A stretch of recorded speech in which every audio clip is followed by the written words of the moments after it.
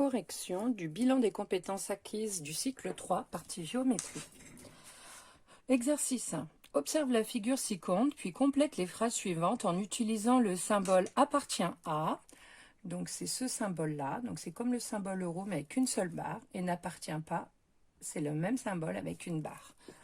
Attention, le symbole de la négation, la barre, elle a un sens. Donc je vous rappelle que c'est des symboles internationaux, donc dans le monde entier on les fait comme ça.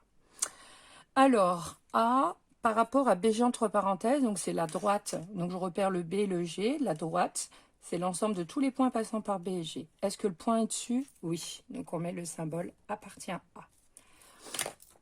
Ensuite, AD entre parenthèses, c'est toujours la droite, le A et le D sont là, AD c'est tout ça, le point E est ici, donc à l'extérieur, donc il n'appartient pas. Ensuite, BD entre crochets, donc c'est le segment, donc c'est l'ensemble des points situés entre les points B et D. Donc le point B est là, le point D est là, donc ça s'arrête, le point C est dessus, donc on met appartient à. Ensuite, AD, crochet parenthèse, c'est la demi-droite, d'origine A passant par D. L'origine A passant par D, le point F est à l'extérieur, donc on met n'appartient pas à. Observe la figure, ci-dessus, donc toujours la même figure, et complète avec les symboles, donc est parallèle à, donc c'est les deux barres obliques comme ça, donc là aussi il y a un sens, et est perpendiculaire, c'est un T à l'envers. Alors, la droite FD, donc le parallélisme ne concerne normalement que les droites. Donc par abus, des fois on trouve des segments perpendiculaires, mais normalement c'est le support qui est parallèle au perpendiculaire, donc ce sont les droites. C'est pour ça que les symboles sont entre parenthèses. Alors, la droite FD, elle est ici, la droite BG, elle est là, donc il y a le petit carré, donc c'est est perpendiculaire à. Ensuite, GC entre parenthèses, donc c'est là, AD entre parenthèses, c'est là, les deux droites sont parallèles. C'est deux droites qui ont la même direction. Elles n'ont aucun point en commun, on dit qu'elles ne sont pas séquentes, c'est des droites parallèles. AB et GC, donc la droite AB est là, et la droite GC est ici. Il y a le petit carré, donc ce sont des droites perpendiculaires. Exercice 3. Sur la figure suivante, trace en bleu la droite passant par M est perpendiculaire à D, et ensuite on trace en vert la droite parallèle. Donc je vous rappelle la construction avec la réquère. Donc en bleu, c'est la perpendiculaire. Donc on va utiliser votre équerre. Donc perpendiculaire, c'est là où il y a les petits carrés. Donc j'aligne la réquère sur la droite, donc je veux tracer la perpendiculaire. Donc ici, je fais un glissement. Et il faut que le point M soit sur le bord. D'accord? Donc quand vous butez, donc vous mettez bien votre stylo. Vous vérifiez bien que c'est aligné. On met bien le stylo là parce que je vous rappelle qu'il faut être soigneux en géométrie. Donc quand on doit passer par un point, c'est bien le centre de la croix. Oula. Voilà. Et donc cette droite, elle porte pas de nom. Donc on la laisse comme ça. Attention, quand vous tracez une droite perpendiculaire, on pense bien au petit carré qui est obligatoire. Ensuite, on fait une parallèle, donc cette fois-ci en vert.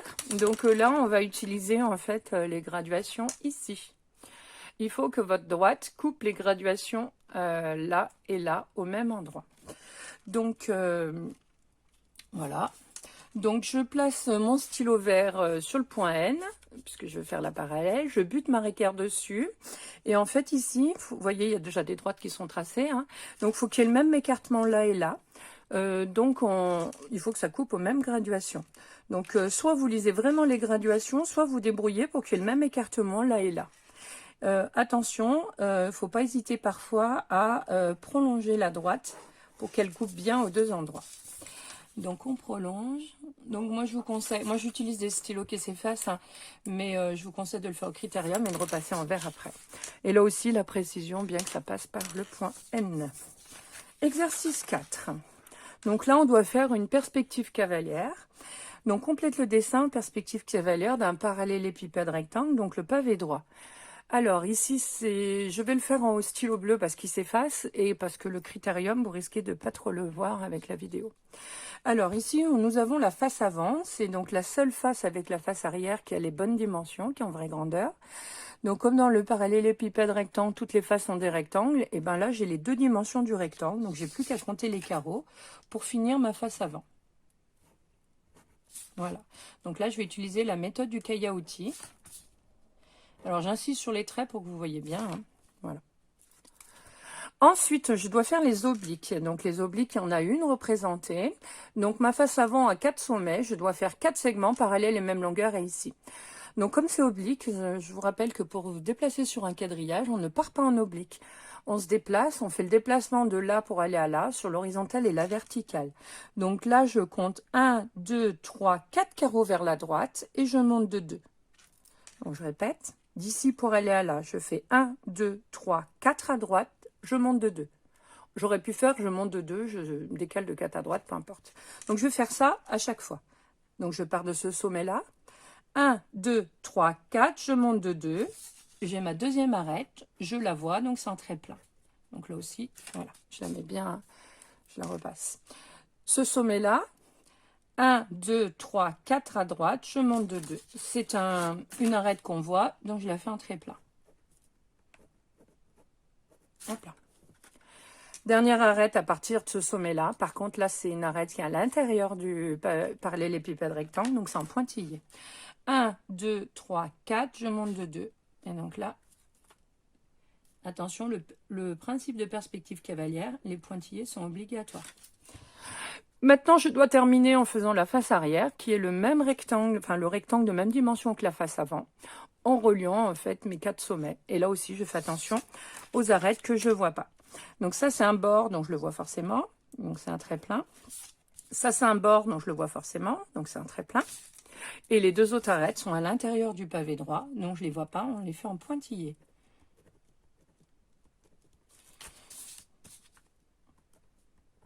Voilà. Exercice 5. Alors cette fois-ci, je dois compléter le patron d'un parallélépipède rectangle.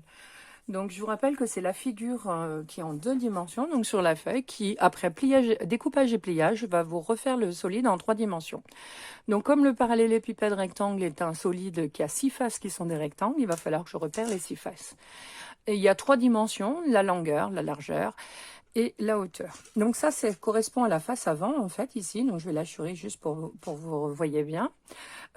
Ici, c'est la face de droite, puisqu'elle est à droite. Et ça, c'est la face du dessus, parce qu'elle est au-dessus. Donc, il manque la face de gauche, qui a les mêmes dimensions que la face de droite. Alors, au niveau du codage, ici, par pliage, vous voyez que ces deux côtés vont aller là. Ici, c'est un rectangle, donc les côtés opposés sont 2 à 2 de même longueur. Alors là, je vais plutôt le faire dans l'autre sens. Voilà, il faut vraiment qu'ils soient identiques, mes symboles. Ici, c'est la même dimension. Hop là. Donc, la face du dessus, c'est un rectangle, donc on a ici le codage. Et là, j'ai une autre longueur. Voilà, donc j'ai mes 3... Pour faire le patron d'un pavé droit, d'un parallélépipède rectangle, on a besoin donc de 3 dimensions. Donc les 3 dimensions, je les ai. Donc il me reste simplement à compléter. Alors, je vais faire la face du dessus au dessous. Voilà. Il me manquera la face de gauche à gauche. Et il me manquera la face arrière. Alors, la face arrière, elle a exactement les mêmes dimensions que la face avant. Je peux la faire au-dessous, à gauche ou à droite. Donc là, j'ai de la place, je vais la faire à droite. Mais je peux. Elle doit rentrer au-dessous. Voilà. Alors, pour pouvoir compléter, moi, je vous conseille, comme on doit repérer les longueurs, de plutôt utiliser un compas pour terminer votre figure. Donc, je prends mon compas, je mets mon critérium dedans. Donc, je vous rappelle que pour le compas, hein, donc ça, ce sont les compas Maped qu'on a fait acheter par Madame Robin. Ils sont en fer, d'une seule matière, donc ils ne bougent pas. Il suffit de les resserrer ici. Et je peux insérer un critérium. Ne mettez pas de crayon papier parce qu'il faudrait que vous passiez votre temps à le tailler. Le souci de ces compas, c'est que vous avez du mal à les trouver dans le commerce. Et les compas avec anneaux que vous trouvez dans le commerce, souvent cet embout, vous voyez, c'est un embout qui se change pour mettre soit une mine, soit cet embout-là. Et du fait qu'on puisse le changer, il y a 2 pièces différentes et souvent il y a un jeu. Et du coup, votre critérium, il bouge. Donc, c'est à déconseiller. Donc, soit vous avez celui-là qui marche très bien avec anneau, sinon, préférez plutôt un compas avec mine. Dans ce cas-là, il vous faudra un taille-crayon pour tailler les mines et des mines supplémentaires, puisqu'il faut absolument qu'à chaque cours de maths, de géométrie, vous ayez un compas qui est fonctionnel. Voilà. Donc, Ici, je vais reporter mes longueurs. Donc, je prends cette longueur-là, ici.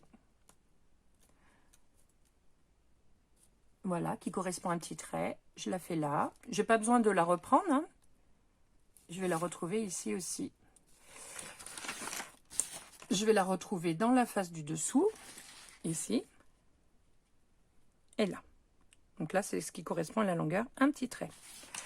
Il me manquera donc la face avant et la face arrière qui sont de même dimension. Donc je prends les dimensions de la face avant que je vais reporter ici. Voilà. Il me reste simplement maintenant à finir ma figure. Donc là.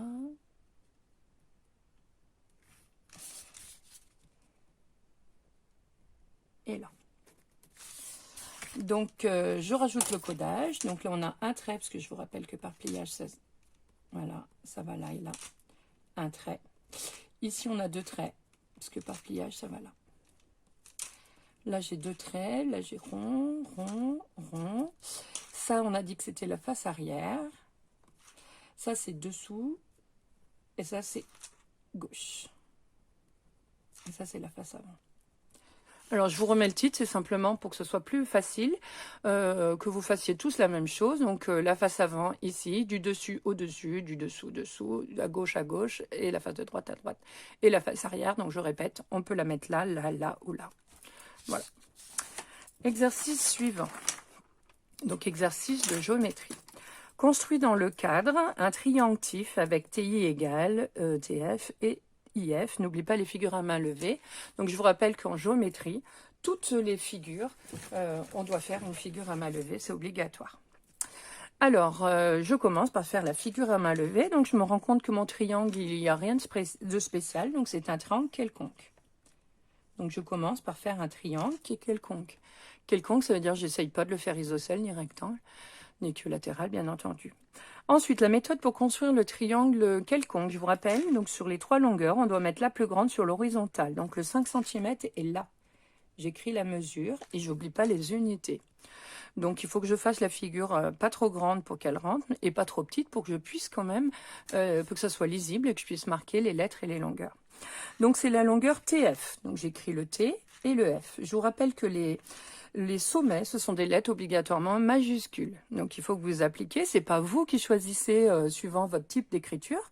C'est des conventions internationales, encore une fois. Donc, les sommets, ce sont des lettres majuscules. Donc, vous appliquez pour que ça soit des lettres majuscules. Ensuite, j'ai les autres longueurs. Donc, j'ai la longueur TI qui fait 4,1. Donc, attention, c'est un I majuscule, il n'a pas de point. Et la dernière, donc c'est IF, ici, 2,5 cm. Je construis ma figure en vraie grandeur. Donc, je commence par la mesure, le segment qui est en bas. Attention, un segment, je vous rappelle, c'est pas un trait, il a des extrémités, sinon vous serez pénalisé. Donc, je commence par faire les extrémités. Le trait en face du 0, en face du 5, donc bien dans l'alignement, et je fais mon segment. J'écris le 5 cm. Ensuite, je n'écris pas du tout le 5 cm, les mesures s'écrivent à côté. Donc, j'écris le T et le F. Hop. Je finis donc ma construction au compas. Donc, je vais prendre un écartement de 4,1 cm.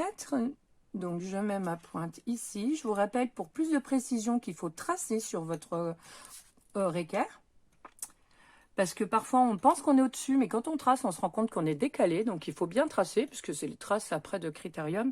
Ça s'efface facilement. Donc, 4,1. Je fais un arc de cercle. Je le fais assez grand pour ne pas être obligé de recommencer. Voilà. Je fais maintenant une mesure de 2,5 cm. Donc, là aussi, sur votre équerre, ça serait bien d'avoir bien fait un trou au niveau du 0, comme ça quand vous repositionnez votre compas, à chaque fois, eh ben, vous avez la marque du 0 faite. Voilà. Donc vos deux arcs se coupent. Donc ici on a le point I. Et je termine bien sûr la construction de mon triangle. J'écris ensuite les mesures à côté, ce sont des longueurs, elles sont écrites correctement dans l'énoncé, donc rajoutez surtout pas des crochets, ça deviendrait faux. Donc TI égale 4,1 cm, TF égale 5 cm et IF égale 2,5 cm. Attention, les mesures s'écrivent à côté de la figure. On ne les écrit pas tout en haut, il faut vraiment que ça soit collé à la figure, là vous avez de la place. Exercice 7. Alors cette fois-ci, je dois construire un triangle FIL, mais il est isocèle en I. Donc un triangle isocèle, c'est un triangle qui a deux côtés de même longueur. Voilà. Ensuite, je repère où est-ce qu'il est isocèle. Il est isocèle en I. Donc je mets le I. C'est le sommet principal ici. Ensuite, j'ai les deux autres lettres, du coup le F et le L. Donc vous voyez que c'est pas la même méthode que le triangle quelconque. On met pas la plus grande longueur sur l'horizontale. On met le sommet principal en haut. Voilà. Ensuite, je rajoute les mesures et j'oublie pas de coder ma figure. Donc FI égale 3,6, donc j'ai écrit le 3,6 cm, FL 5 cm. Ici, je n'ai pas de longueur et j'ai pas le droit de... Enfin, j'ai pas le droit. Ça alourdir votre figure de la rajouter. Le codage, il sert justement à ça. Même code, même longueur. Ici, je sais que j'ai 3,6, donc j'ai pas besoin de l'écrire et il faut pas que je l'écrive, sinon ça alourdit. Plus vous écrivez de choses après, et moins on y voit quelque chose. Donc je commence par le segment sur l'horizontale, donc 5 cm. Donc là, je vais le mettre bien à gauche pour avoir de la place. Si je le mets trop là, du coup, ça risque d'empiéter sur ma figure à main levée. Donc je mets mes extrémités donc en face du F et du L, en face du 0 et du 5, puisqu'il fait 5 cm. Donc j'écris le F et le L. Je vous rappelle que les longueurs, ça s'écrit à côté. Ensuite, je termine encore une fois au compas. Donc, je dois faire un segment de 3,6. 3,6. Je trace bien dessus pour être sûr qu'on est pile dessus. Voilà. Et je fais mon triangle. Donc, un arc ici et l'autre arc de l'autre côté. Voilà. Donc là, je positionne mon point I. Je relie.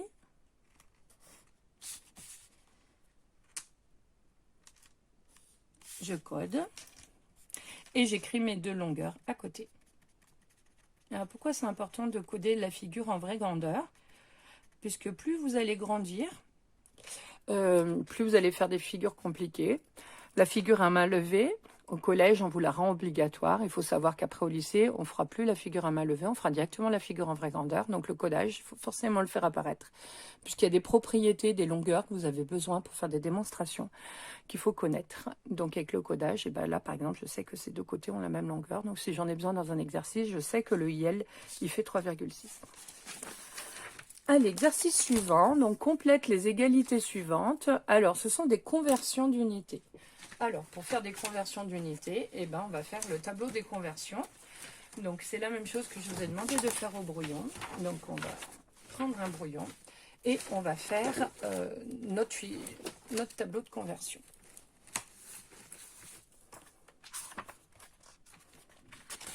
Voilà, donc je prends... Alors, je vois ici que j'ai des longueurs, des aires et des volumes. Donc, il va falloir faire 3 tableaux. Alors, le tableau des unités de longueur. Donc, voilà. On va faire le premier. Alors, je rappelle qu'un tableau, c'est fermé. Hein, sinon, c'est pas un tableau. Alors, l'unité la plus grande, c'est le kilomètre. Donc là aussi, je vous rappelle que c'est des unités internationales. Donc le K, c'est un K minuscule. Et vous, avec votre écriture, on doit être sûr que c'est un K minuscule. Quand c'est écrit avec cette police d'écriture, on a l'impression que c'est un K majuscule, mais si vous regardez bien, il a la même taille que le M. Donc c'est bien une minuscule. Contrairement au litre, vous voyez, où là, le L est majuscule, on voit qu'il est beaucoup plus grand que le C.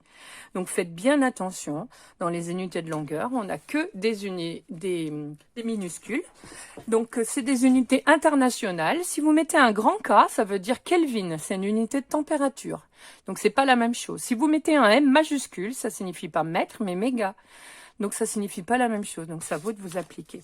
Donc l'unité la plus grande, kilomètre. Ensuite on a les hectomètres, HM. Décamètre, attention, il y a beaucoup d'élèves qui qui inventent des choses, c'est DAM, il n'y a pas de C. Ensuite, nous avons le mètre, 10 fois plus petit, décimètre, 100 fois plus petit, centimètre, et 1000 fois plus petit, millimètre. Voilà tableau des unités de longueur. Alors, ensuite, je dois convertir 185 mètres. Donc, je vous rappelle la méthodologie. On commence par mettre une petite flèche sous le chiffre des unités parce qu'on doit commencer obligatoirement par mettre le chiffre des unités dans cette colonne-là. Donc, le 5, on le met dans la colonne des mètres, ici. Ensuite, on rajoute les autres chiffres sans les virgules. Maintenant, on convertit, on va en kilomètres. Donc là, on est dans la phase où je convertis. Kilomètre, il faut que je rajoute un 0. Et comme je vais en kilomètres, là, je rajoute une virgule. Et donc, je lis 0,185. Je vous rappelle qu'en convention d'écriture, des nombres, des petits comme des grands, on doit regrouper les chiffres 3 par 3 à partir de la virgule. Et donc, forcément, faire des espaces s'il y a plus de 3 chiffres. Ici, j'en ai 3 à droite et 1 à gauche, donc je n'ai pas d'espace. Conversion suivante. Donc, je tire un trait, je passe à l'unité 1,67. Le chiffre des unités, c'est le 1. Donc, je place le 1 dans la colonne mètres. Ensuite, j'ai le 6 et le 7. Je vous rappelle que cette virgule-là, il ne faut surtout pas la mettre, sinon vous allez vous retrouver avec un nombre avec plusieurs virgules. Ou pas convertir du tout, parce que vous allez faire la même chose. Donc, il faut bien respecter ce qu'on vous demande. On veut en millimètres. Donc, millimètres, il faut que je rajoute ici un 0. Je lis 1670. Donc, c'est un nombre à 4 chiffres. Donc, il faut que je pense aux espaces. 1, 6, 7, 0. Donc, il n'a pas de virgule, hein, mais la virgule serait après le chiffre des unités, donc derrière le 0. Donc, on a bien 3 chiffres, espace et celui-là. Dernière conversion d'unité de longueur, 70. Le chiffre des unités, c'est le 0. Donc, je le mets dans la colonne des centimètres. Je mets le 7. Je veux convertir en mètres. Mètres, il faut que je rajoute un 0 à gauche. Je veux des mètres. Donc, je regarde la colonne du mètre. Je rajoute une virgule. Et donc, ce nombre, on le lit 0,70. Le 0 est à droite de la partie décimale. Donc, c'est un 0 inutile. Donc, ici, je suis obligée de l'enlever. Attention, dans l'écriture des nombres, on doit toujours écrire sous forme simplifiée. Alors, on a fini les conversions d'unités de longueur. On va passer aux aires. Qu'est-ce que ça change pour les aires? Eh bien, ça ne change pas grand-chose, si ce n'est qu'on doit avoir 2 chiffres par colonne. Donc, on commence toujours par faire le tableau des unités de longueur. Donc, j'ai toujours les kilomètres, hectomètres, décamètres, mètres, décimètres, centimètres et millimètres. Hop là, il faut qu'il y ait le bon nombre de jambes. Maintenant, j'ai des aires, je change de couleur. C'est des kilomètres carrés, je rajoute le carré là. Et quand je rajoute le 0, le 2 en vert, je pense à partager ma colonne en 2. Alors, c'est important de changer de couleur, puisque quand on va convertir, la virgule, elle sera que dans une colonne bleue et pas une colonne verte. Les carrés, et voilà. Alors, ici, on n'a pas, on pourrait rajouter les unités agraires, qui sont l'ar, l'hectare, centiare. Alors, ce qu'il faut retenir, c'est qu'hectare et hectomètre carré, c'est pareil. Donc, HA, ça serait ici. Donc, ici, on aurait kilo-ar, donc HA, hectare. Déca-ar, l'ar serait ici. Déci-ar, DA, centiare, etc.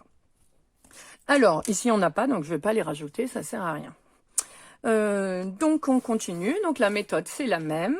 Je commence par mettre une flèche sous les chiffres des unités. Donc pour placer 15 mètres carrés, je commence par placer le 5 dans la colonne des mètres carrés.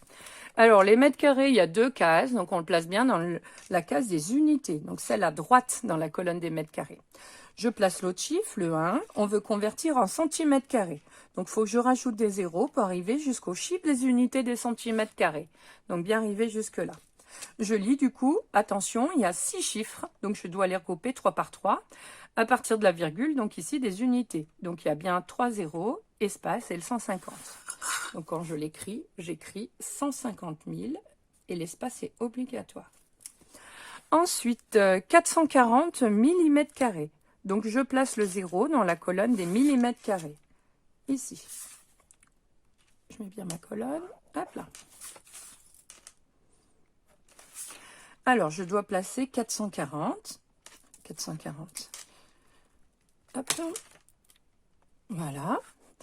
Millimètres carrés. Je veux convertir en centimètres carrés. Ah, centimètres carrés, ici. Vous voyez qu'il y a déjà les chiffres. J'ai plus que la virgule à rajouter. Par contre, on fait bien attention, je lis 4,40. Le 0 est à droite de la partie décimale, donc c'est un 0 inutile. Donc quand je l'écris sur ma feuille, j'écris 4,4. Voilà, on a fini les conversions d'unités d'air. On va passer maintenant au volume. Alors les volumes, ben, c'est le même principe que pour l'air. On va faire notre tableau en commençant par les longueurs. Mais comme c'est des cubes, on va partager en 3. Donc là, je vais commencer un peu dans la marge. Voilà. Donc kilomètre, hectomètre, décamètre. Ensuite, on a les mètres, décimètres, centimètres. Voilà, je vais raccourcir un peu, et millimètres. Donc ça, c'est le tableau des unités de longueur. Mes colonnes sont plus larges, puisque je vais faire les volumes. Donc je vais rajouter le 3 du cube. Je vous rappelle que c'est en exposant, donc c'est plus petit au-dessus. D'accord? Ça. Non. Vous voyez là, le 3, il n'est pas au-dessus, il est la même taille. Donc ça, il faut faire attention, le 3, il est bien au-dessus. Et quand on rajoute le cube, on pense bien à partager en 3. Donc, je rajoute mes 2 traits verts. D'accord? Donc, bien faire attention. Et j'oublie pas les cubes. Donc, ça, c'est l'unité des volumes qui correspondrait à des solides. Mais je vois que dans mes conversions, il y a aussi des contenances. Les contenances, c'est des volumes liquides. Donc, il va falloir que je rajoute les litres. Et là, attention, si je ne mets pas les litres dans la bonne case, ce sont des unités simples, hein, donc ça fait partie de toutes ces petites cases-là, le litre. Si je le décale, chaque fois que vous aurez des contenances à convertir, bah, tout sera faux. Donc, il faut bien faire attention. Alors, comment on retient? Je vais commencer par 1 mètre cube. C'est le volume d'un cube de 1 mètre sur 1 mètre sur 1 mètre. Donc, il faut que vous visualisez ça. C'est à peu près le volume qu'il y a sous une table sous vos bureaux au collège. D'accord? Donc, c'est pas tout à fait la forme d'un cube, un bureau. Dessous, ça serait plutôt un pavé droit, mais ça correspondrait un petit peu à ça. Ensuite, on doit placer 1 litre. Donc, dans la vie de tous les jours, ce qui est un volume d'1 litre, qui est facile au niveau du calcul de volume et de la forme, ça serait une brique de lait, par exemple. Ça a la forme d'un pavé droit, mais ça correspond à 1 litre. Et ensuite, vous comparez. Est-ce qu'un mètre cube et 1 litre, et ma bouteille de lait, ça correspond à la même chose?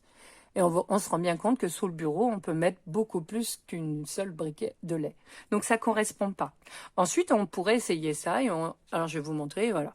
Les deux autres, ici. Millimètre cube, c'est le volume d'un cube de 1 mm de côté. Donc, c'est plus petit qu'une perle de rocaille avec les petites perles où on fait des colliers. Donc, c'est minuscule. C'est pas possible. Mon litre de lait rentre pas. 1 centimètre cube, c'est le volume d'un cube d'1 centimètre de côté, d'arête. Donc, ça correspond un peu à un dé à jouer. Et ma brique de lait est beaucoup trop grande. Donc, l'unité qui correspond, c'est bien le décimètre cube. En fait, ça sera un cube de 10 cm sur 10 cm. Donc, il faut imaginer ma brique de lait si on l'aplatit un peu pour que ça ait la forme d'un cube. Donc, le litre, il est là. Attention, c'est un L majuscule. Alors, je sais, dans la vie de tous les jours et dans les médias, on arrive à trouver le L minuscule. On arrive même à le trouver faux dans certains livres. Mais je vous rappelle que c'est une unité internationale. Donc, dans le monde entier, le litre, c'est L majuscule. Alors, maintenant que j'ai dit ça, beaucoup le retiennent, mais vont me mettre des L minuscules à gauche et à droite. Donc, il faut faire attention. Le litre, c'est L majuscule partout. Donc, 10 fois plus petit décilitre, 100 fois plus petit centilitre, 1000 fois plus petit millilitre. Les multiples, 10 fois plus grand décalitre, 100 fois plus grand, on aura hectolitre et 1000 fois plus grand kilolitre. Sachant qu'on n'utilise pas toutes ces unités de contenance-là. Mais ce sont des unités simples. Les autres colonnes, on ne met rien dedans, parce que elles ne portent pas de nom. Alors, on revient à notre conversion. Je dois convertir 3800 cm3. La méthode est la même. Je mets ma flèche sous le chiffre des unités, donc je vais placer ce zéro-là dans les unités de centimètre cube. Centimètre cube là, il y a 3 cases. Les unités, c'est la dernière. Donc, je place le 0 ici. Donc, ensuite, je place les autres chiffres. Et là, je place le 3800. Je veux en décimètre cube. Ah, décimètre cube, je les ai déjà. Il n'y a que le 3 dans les décimètres cubes, donc je pense à rajouter la virgule. Ensuite, je lis 3,800. Les deux zéros sont à droite de la partie décimale, donc ce sont des zéros inutiles. Je les enlève et je suis obligée de les enlever, sinon mon nombre est mal écrit. Et on écrit 3,8. Conversion suivante, 28 litres. Donc je place le 8 dans la colonne des litres. Je tire un trait entre mes conversions. Alors, il y a des élèves, ils ne respectent pas les consignes, ils ne tirent pas les traits. Et parfois, vous avez un nombre là et un nombre de l'autre côté à placer, à convertir. Si vous ne tirez pas du trait, bah, des fois, vous allez placer dans votre tableau les deux nombres sur la même ligne. Donc, il y a un gros risque de confusion. Donc, faites bien attention. Donc, on a dit qu'on plaçait le 8 dans la colonne des litres. Ben, c'est une unité simple, il n'y a qu'une case. On met le 2, c'est 28 litres. Je veux convertir en décimètres cubes. Ah, mais les litres et décimètres cubes, c'est pareil. Regardez bien, dans les décimètres cubes, j'ai 28. Donc ça, on n'était pas obligé de le mettre dans le tableau, puisque ce sont les conversions. 1 litre égale 1 décimètre cube, donc 28 litres, 28 décimètres cubes. Ensuite, 0,12 décimètres cubes. Je dois placer le 0 dans la colonne décimètres cubes. Le 0, donc décimètres cubes, 3 cases, les unités, c'est là. Ensuite, 0,12, je place les autres chiffres sans la virgule. Je dois convertir en centilitres. Ah, bah centilitres, regardez bien, les chiffres ils sont déjà bien placés. Je lis 0,12. Ce 0 est à gauche de la partie entière, donc c'est un 0 inutile. Je pense à l'enlever. Dernière conversion, 4,8 mètres cubes. Donc le chiffre des unités, c'est le 4. Donc je vais le mettre dans la colonne mètres cubes. Les mètres cubes, il y a 3, je pense bien. Ah, faire mon trait. Voilà. Donc le 4 dans les mètres cubes. Dans les mètres cubes, vous voyez qu'il y a 3 chiffres. C'est bien les unités. Hop là, donc il est là. 4,6. Donc j'écris le 4 et le 6 sans la virgule. Je veux convertir en décimètres cubes. Donc décimètres cubes, c'est ici. Vous voyez qu'il y a 3 cases dans les décimètres cubes. Donc si je veux en décimètres cubes, il faut que je rajoute des zéros pour arriver jusqu'aux unités des décimètres cubes. Et je lis du coup 4600. Donc il y a 4 chiffres. Je pense bien à mettre mon 0 entre les chiffres des centièmes et les unités de 1000. Voilà. Alors, exercice suivant, donc construction. Construit dans le cadre un losange EFGH avec FG, FH. N'oublie bien sûr pas la figure à main levée et la signalétique, donc le codage. Donc, je commence par construire un losange. Donc, je vous rappelle qu'un losange, il faut connaître la définition et les propriétés sur les diagonales. Et vous devez les connaître par cœur, puisqu'il y a, suivant ce qui est donné dans l'énoncé, vous allez utiliser soit la définition. Donc, je vous rappelle que c'est un quadrilatère qui a 4 côtés de même longueur. Donc, on utilisera du coup le compas pour reporter les longueurs des côtés. Soit on utilise la propriété sur les diagonales du losange, qui nous dit que ces diagonales, elles se coupent perpendiculairement et en leur milieu. Donc, dans ce cas-là, on utilisera la réquerre pour placer un milieu et faire une perpendiculaire. Donc, on ne fait pas du tout la même chose. Donc, ça, c'est lié aux données de l'énoncé. Donc, première chose, faites très attention au nom de votre quadrilatère. Donc, on n'a pas ce problème-là dans le triangle puisqu'on n'a que 3 lettres. Mais dès que vous avez 4 lettres, inverser 2 lettres, ça change le nom et du coup, parfois, la construction, elle est plus possible ou alors on passe de la définition à la propriété pour construire. Donc, EFGH, les lettres doivent se suivre sans se croiser. Donc, je peux commencer en faisant E, F, G, H. Elles se suivent. J'ai pas croisé. Par contre, si j'avais mis le H là et le G là, bah, ça aurait été faux. Ensuite, j'écris les mesures. Donc là, attention, la méthode pour construire des quadrilatères particuliers, c'est pas du tout la même que pour les triangles. Donc 1, je fais ma figure à main levée. 2, je mets les lettres dans le bon ordre. 3, je mets les mesures des longueurs ou des angles qu'on me donne. Donc FG, 2,8 cm. FH, c'est une diagonale. Hop, 4 cm. Et là, je réfléchis. Est-ce que j'utilise la définition parce que je connais la longueur du côté et je pourrais utiliser le compas? Ou est-ce que j'utilise les diagonales et le fait qu'elles se coupent perpendiculairement leur milieu? Donc là, effectivement, on connaît une diagonale, mais on ne connaît pas la deuxième. Donc, je ne peux pas utiliser la méthode des diagonales. On va utiliser les côtés, puisque le côté, je le connais. Donc, si j'utilise la définition, je code la définition. Le codage, il arrive qu'à la fin. Le codage, il est important. Et on code pas tout. Je vais pas faire l'autre diagonale parce que je m'en sers pas. Donc là, il faut vraiment faire attention. Alors, je construis. Donc, je vais commencer par la diagonale, justement. Alors, je la fais pas trop bas. Il faut que votre figure, elle rentre ici. Donc, je la mets à peu près centrée. Je la fais pas ici. D'accord? Puisqu'il y a ma figure à main levée dessus. Donc là, c'est suivant là où vous l'avez mise. Donc, on trace un segment. Donc là, très plein, pointillé, vous faites comme vous voulez. 4 cm FH. Je place donc le F et le H. Donc, j'utilise la définition. Donc, je dois reporter 4 fois au compas ma longueur de côté qui fait 2,8 cm.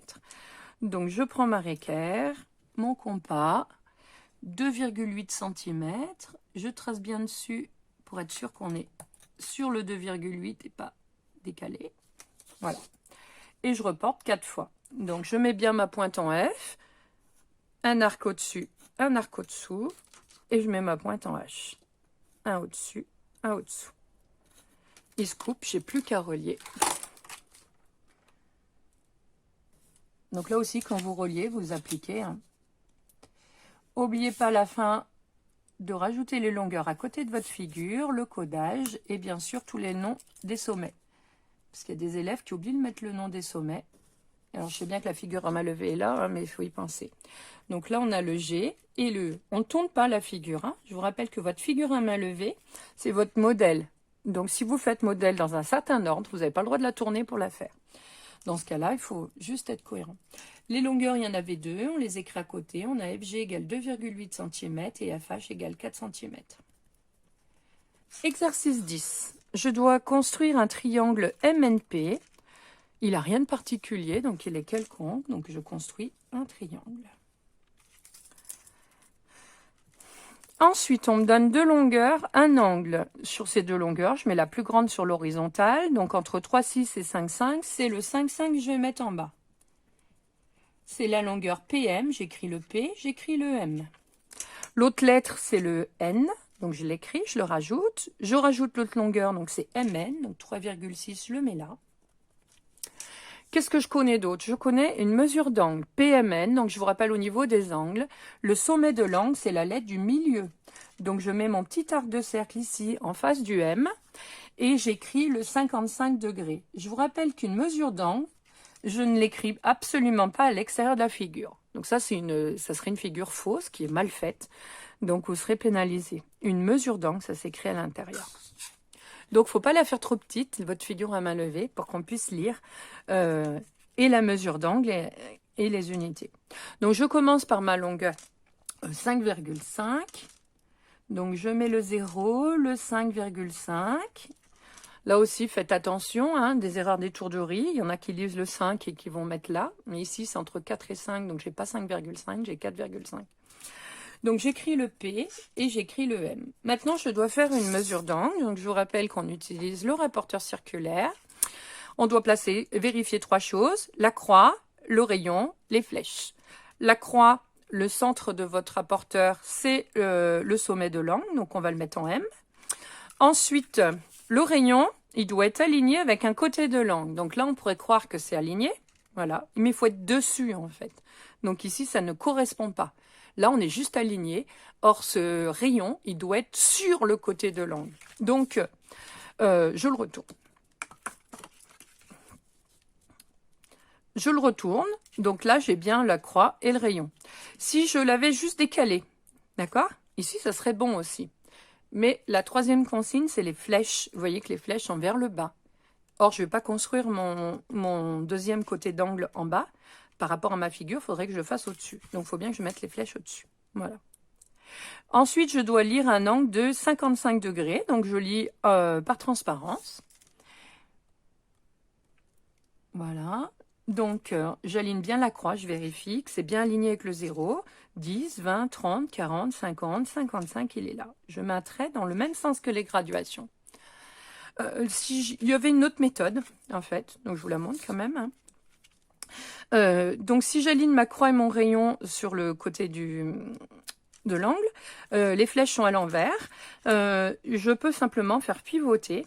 Et au lieu de mettre le 0 sur le côté de l'angle qu'on connaît, je vais mettre la mesure que je veux, donc le 55. Donc, je vérifie que ma croix est bien là. Je mets pile le 55 aligné. Voilà, ici. Et du coup, je mets mon trait en face du 0. Donc, ça serait une deuxième méthode. Après, vous faites comme vous voulez. Alors, quand j'enlève mon rapporteur, donc cette marque, je vous rappelle que ce n'a rien à voir avec le point N. C'est simplement une mesure de l'angle. Alors là, il y a deux méthodes. Il y a des élèves qui vont tracer la demi-droite ici, et ensuite qui vont prendre le compas pour placer le point N à 3,6 cm. Moi, je trouve que c'est plus rapide de placer le 0, tout simplement. Ici, vous mettez bien le 0 sur le point M.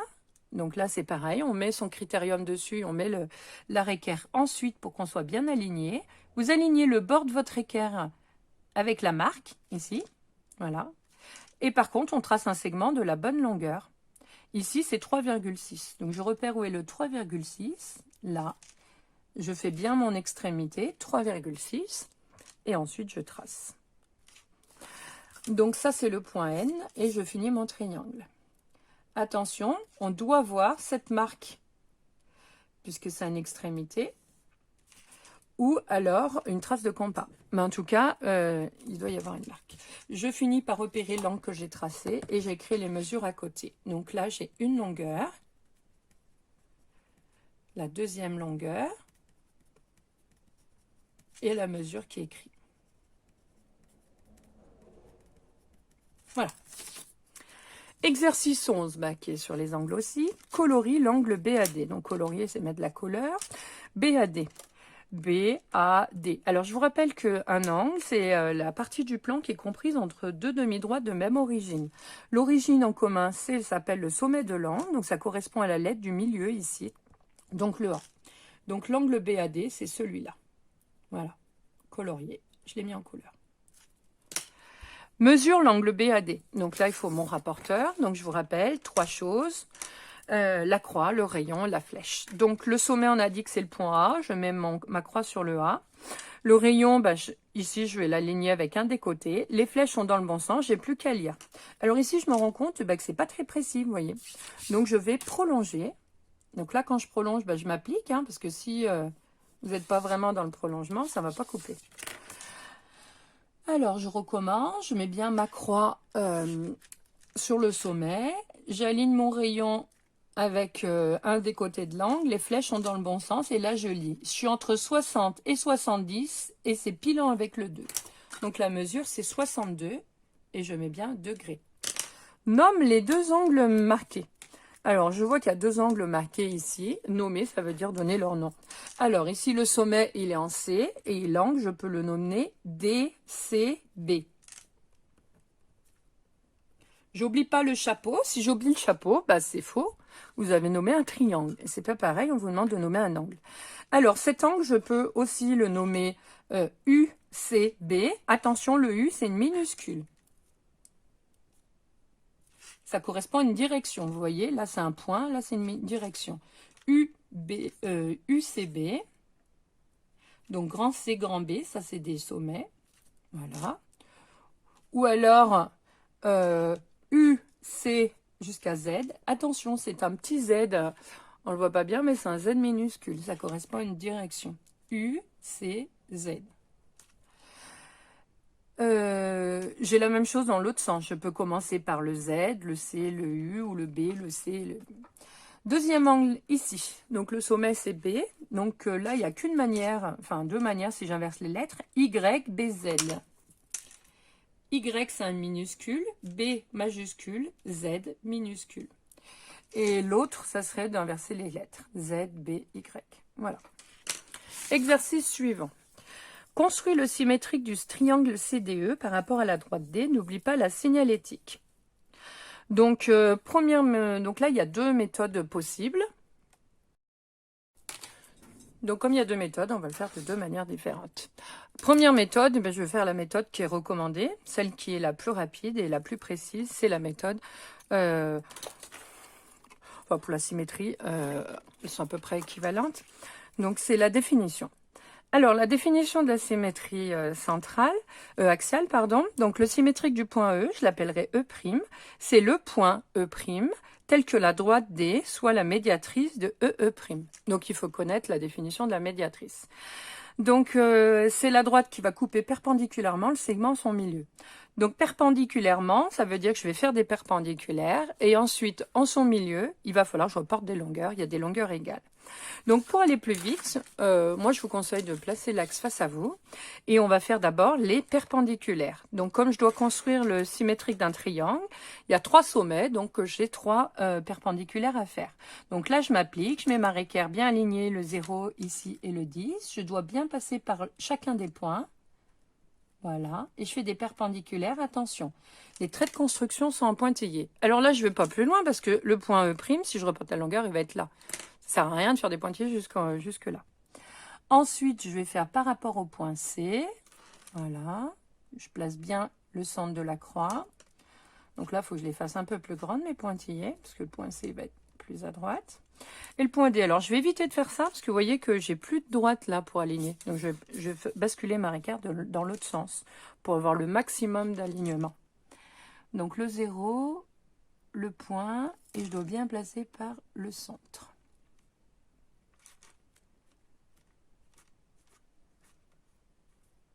Voilà, j'oublie pas le codage, donc la signalétique. J'ai fait 3 perpendiculaires, je mets mes 3 encore. Maintenant, je reporte toutes les longueurs au compas. Donc, je mets ma pointe sur l'axe, j'écarte jusqu'au point C et je trace encore une fois. Donc, la méthode du cahier à outils vous dit qu'il faut tracer. Pourquoi on trace? Parce qu'il faut s'assurer qu'on est pile sur le centre de la croix. Et si on met juste l'écartement au-dessus avec le compas, parfois, il y a un décalage. Donc, si vous tracez, vous êtes sûr que vous êtes sur la croix. Et si vous ne l'êtes pas, eh ben, vous changez. Donc là, le point D, de l'autre côté. Et je fais pareil avec le point E. Alors, c'est plus compliqué quand c'est petit. Je vais mettre plus.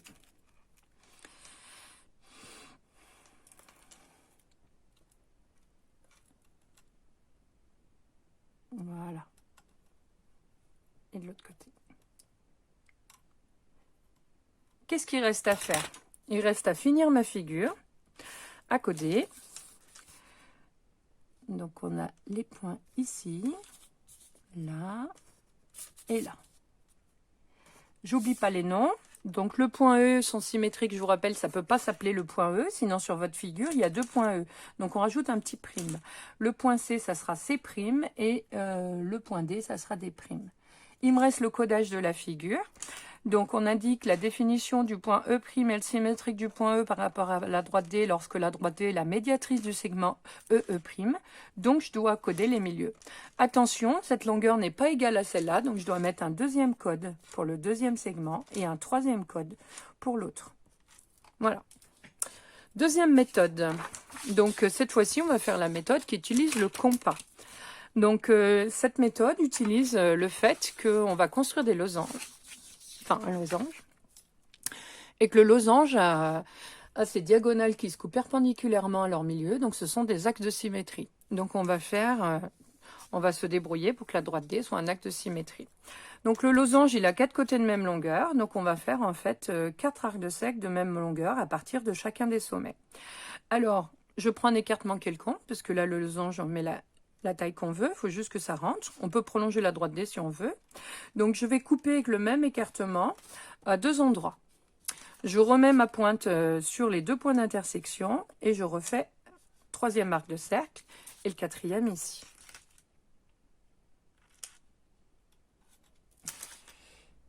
Voilà.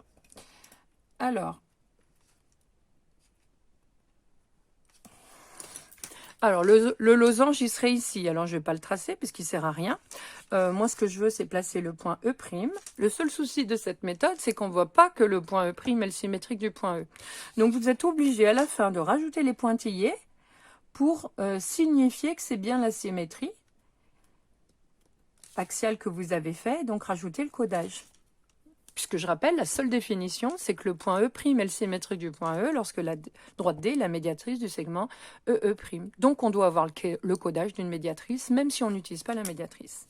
Donc, je fais ça pour les autres points. Alors, le problème de cette méthode, c'est qu'on a beaucoup d'arcs de cercle, en fait, et qu'il ne faut pas se tromper d'arc de cercle. Voilà. Si vous ne prenez pas le bon arc de cercle, eh ben, votre figure sera fausse. Voilà. Et puis bien les faire au fur et à mesure. Hein. Donc j'ai fait le point C', à plat. Je rajoute mes petits pointillés. Parce que là aussi, après, vous avez trop de pointillés. Voilà. Le point C', il est là. Je rajoute le codage. Et je passe au dernier point. Donc le point D. Alors là, je vais prolonger un peu. Sinon, j'aurais pas... Voilà. Donc normalement, hein, plus vous prenez un écartement grand, meilleure est la précision. Voilà. Dernier point.